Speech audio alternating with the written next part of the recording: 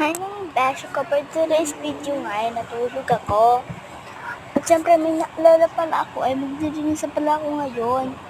Dahil baka mamaya may dadating na sila tita. Kaya yan naman, nag-ayos na ako. Nakatulog kasi ako. At syempre, habang ako na naman dyan, kulit-kulit ang pag-video. Sorry, naglinis lang talaga eh. Hindi masabi, huy! Masasabi niyo ba yan? Ng totoo, hoy, mga ate girl ko, ayun na nga siya naglinis-linisan. For today's video ay hapon na nga yan sa mga 4:51 at ako naman paganda-pangganda lang, hoy, may aabutin tayo dyan ng umaga, hoy, tinanggal ko nga pala dyan mga ate girl yung saksakan. Mamaya na pala ako kasi magwawals pa pala ako niyan. Uri ba, linis pa more sa kakatulog, hoy. Hindi natulog yan.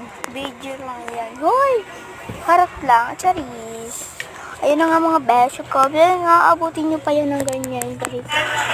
At syempre mga beshi ko, handang-handa ka na, o diba? Tignan nyo lang ginagawa si pagsipagan, hoy. Charis. Charis. At syempre habang ako naman, ayan maglalampaso na yan, partida, hoy.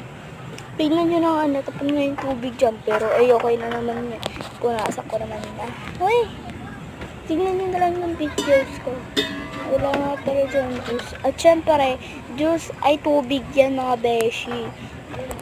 Kung inaakala nyo, tubig yan. Akala nyo ba, tubig yan mga beshi. Ayan, tingnan nyo, tubig yan. Tingnan nyo guys. O diba, naglampaso na ako yan. Tapos, mamaya-maya, binuksan ko na yung electric pan niya. Siyempre, mga beshi. O, diba? Ayan. Ay, paikot-ikot nga lang ako niyan sa paglalampaso dahil dun din naman may kalat at nilalangaw.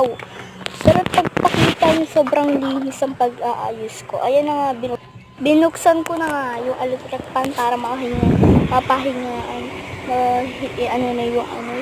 Para matuyo na yung pinalampaso ko. At syempre, next video na lang. Goodbye!